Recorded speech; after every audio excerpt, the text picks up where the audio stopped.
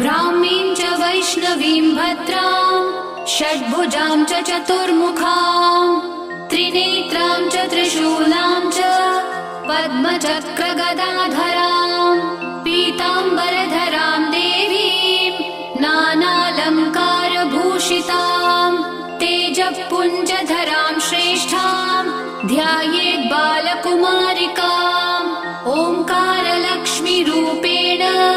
विष्णोर्हृदयमव्ययम् विष्णुमानन्दमध्यस्थम् ह्रीङ्कारबीजरूपिणी